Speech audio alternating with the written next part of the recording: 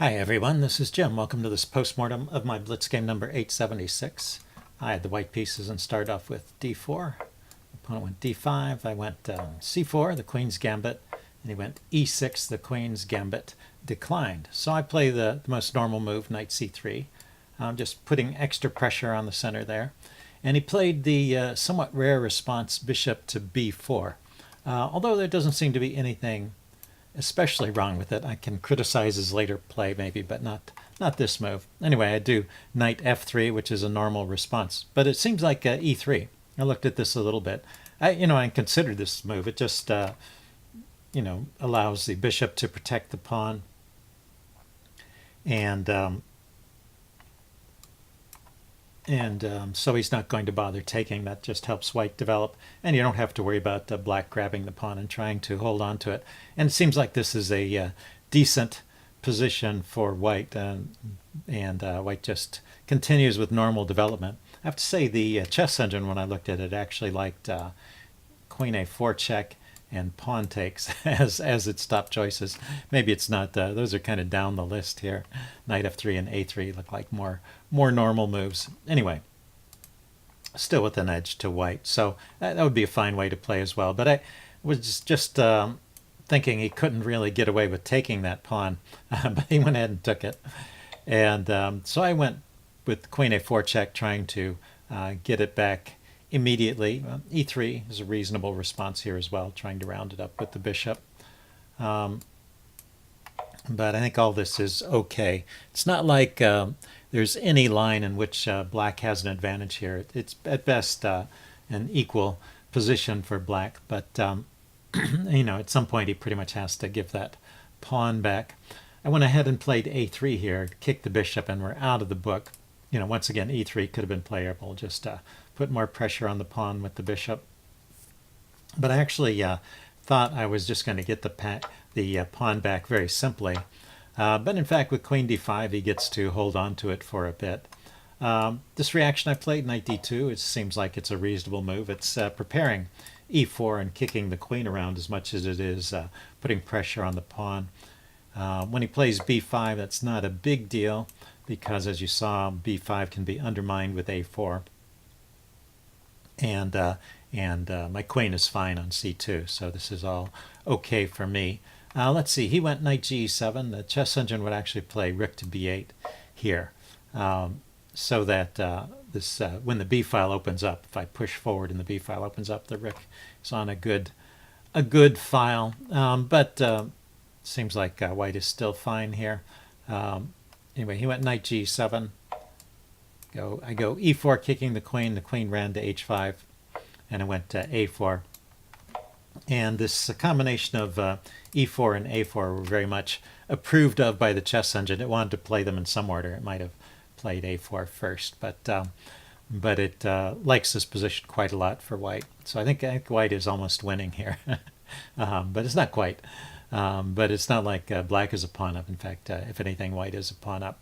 And it thinks that taking here is a big mistake. It starts to give a big edge to white after that. So the way for black, if black wants to play this position, the way to kind of get some mileage out of it is to push this pawn forward to b4, kind of mess up white's pawns, and activate his pieces. So this gives the pawn back, but well, the knights come out, and they're putting some pressure on the center, and black can get castled. White's still a little better, but black should be okay.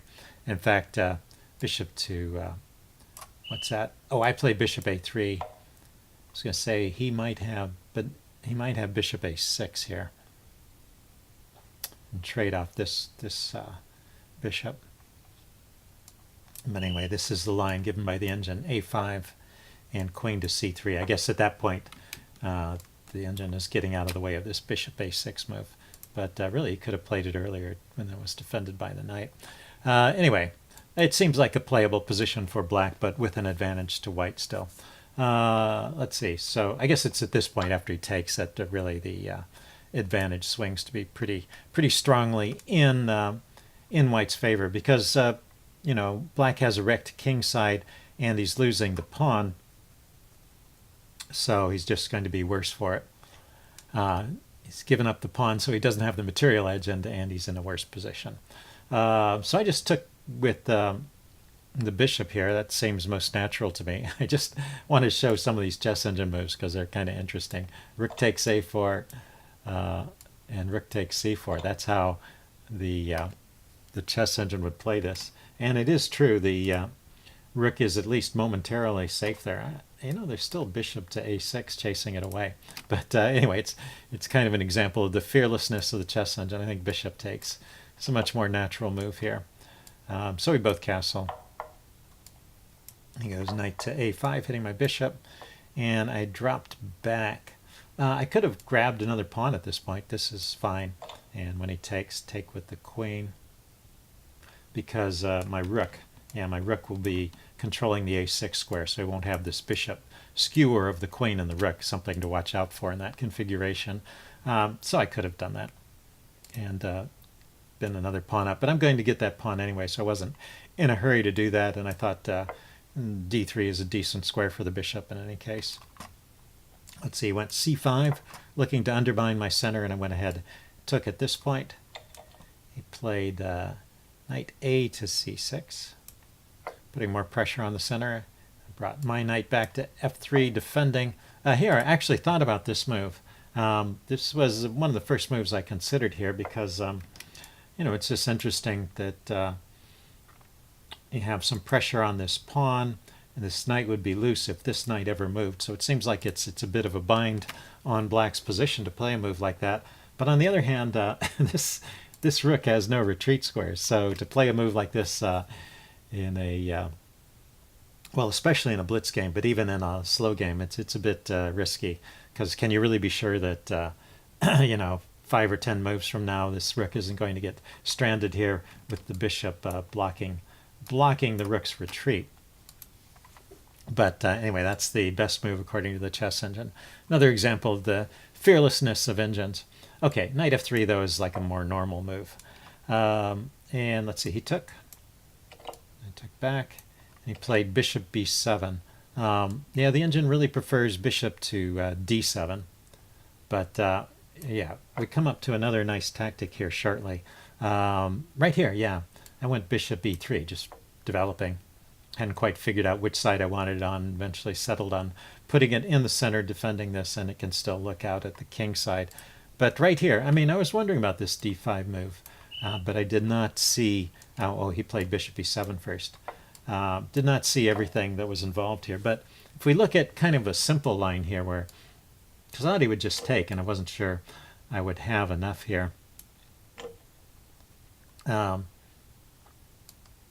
thing is, this rook coming over here forces the queen to move, and my queen and bishop and rook are lined up on that point. So that is... I was worried about things like knight coming here, but he's got to deal with the threat to his queen. So it seems like that's just winning. Let's see, knight e5 was a suggestion from the chess engine. And if I take, I was going to play bishop takes, but just to see what happens if queen takes. Once again, bishop takes h7 check, the king comes over, the rook can go to the h file now that the queen has been dragged away, and once again you have just a winning attack there. So d5 is really the move here. And I think, if I had thought about it a little longer, I probably could have spotted that. That was a miss for me. Bishop e3 goes rook ac8, hitting my queen. I duck out of the way. He goes a5. So I've given black a chance to stabilize, but white is still better. The material is even, but white has the bishop pair, and his pieces are a little bit more coordinated. Let's see, I put my rook on the b file, hitting his bishop. He dropped back to a8. And then I went rook to b5, lifting it up and harassing his queen. And this, I think, was a good idea. He dropped back queen to g6. And now I did e5, continuing to harass the queen. This is another point where it's just not quite the most effective move here. Although, well, this one's a little harder. But rook to g5 sets up a windmill.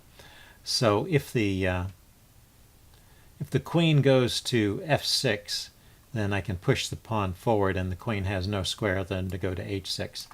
But with the queen on h6, you know, I can do things like this. I can take that pawn and then come back and harass it, and then go to a5. Yeah, it's hitting the queen again. And back to c5.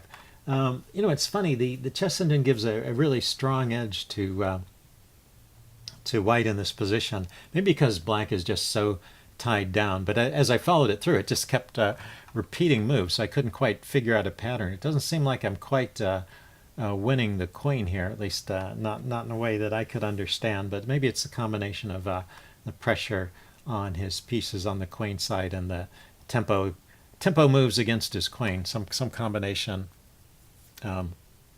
turns out to be winning for me. But yeah, I couldn't quite find a way to trap that queen there. But anyway, in this position after queen g6, rook g5 was the strongest move. I went with e5, harassing the queen but shutting the rook out, so now the rook can't come over.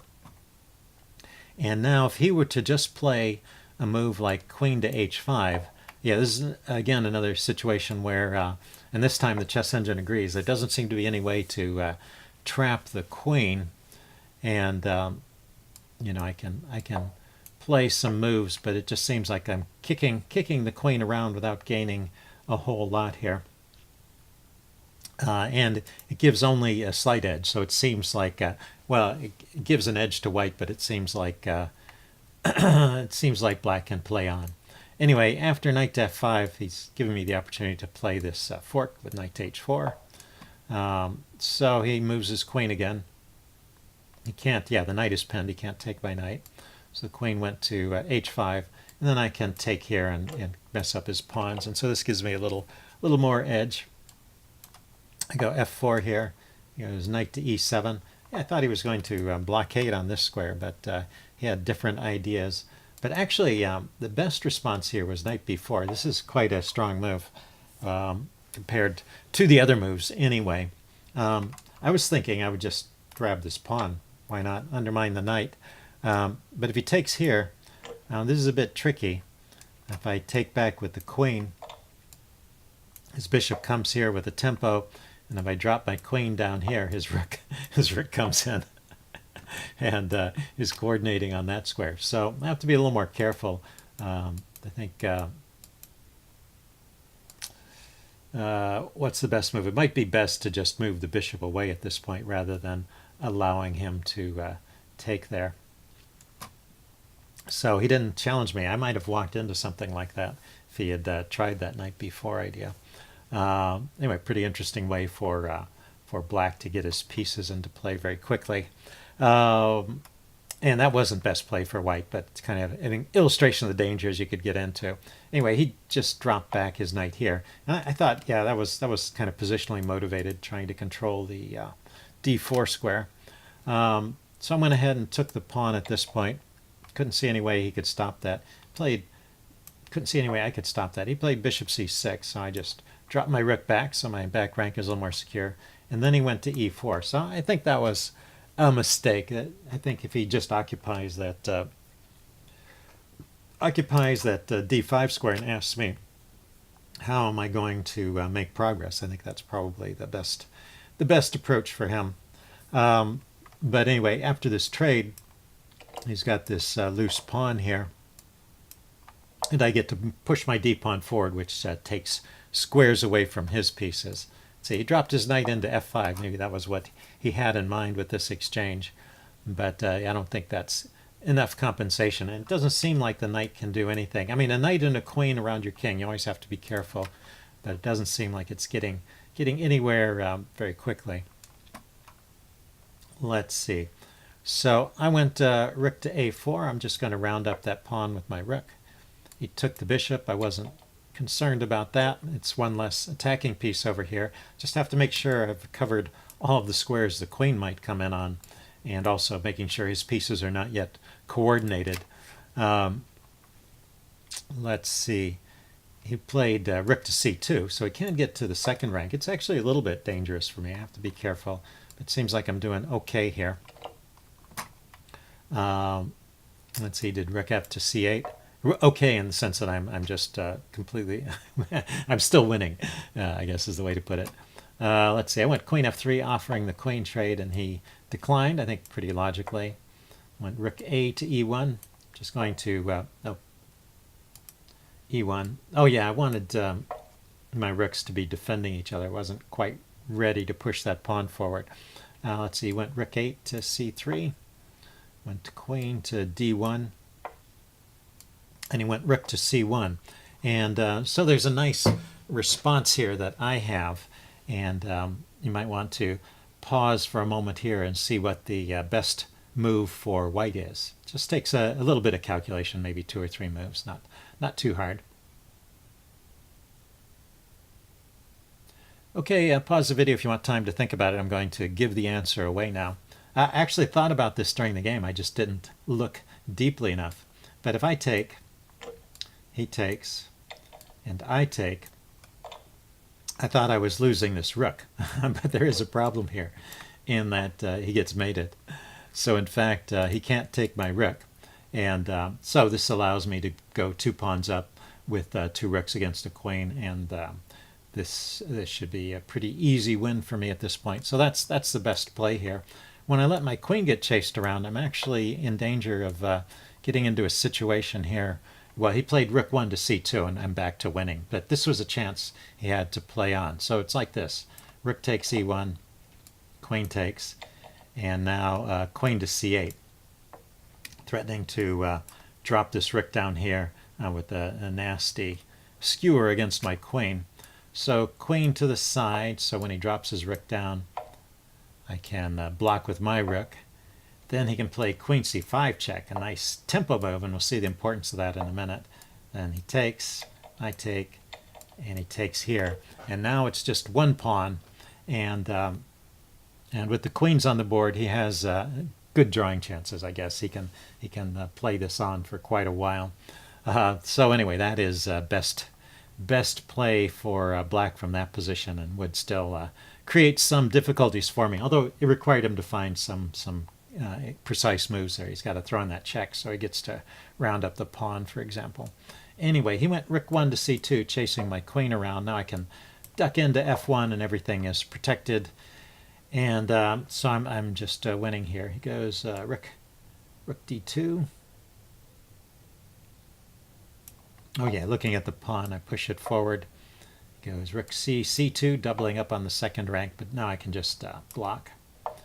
And he can't avoid a trade. If he moves his rook away, I'll take the other rook, so I'll at least get 1 pair of rooks off. So he went ahead and took, and then played queen to d3. Kind of a pin on my rook, but of course I'm happy to go into any kind of endgame. So we get into this position, and let's see, I played king h1, just getting my king to safety, getting away from any checks. You know, probably push this pawn forward and slowly make progress. And then he played the move queen d3 and gave it up. But I am winning here. The chess engine, even with best play, doesn't find any good moves for black. It says g6, give the king a little lift and stop my pawns from going on quickly. h3, give my king a little lift. Say queen d2, taking a look at the f pawn. My queen comes out to c4. So I'm defending this pawn. My king can run up here and it's safe from checks, and I can shepherd this pawn forward. So a pretty straightforward win at this point. Also maybe with the idea of pushing this pawn forward, I take back with check, might be a nice way to play it too. So anyway, just winning for white at this point, but certainly after he loses the queen, that's a win. Okay, hope you guys enjoyed this, and I will see you later. Bye.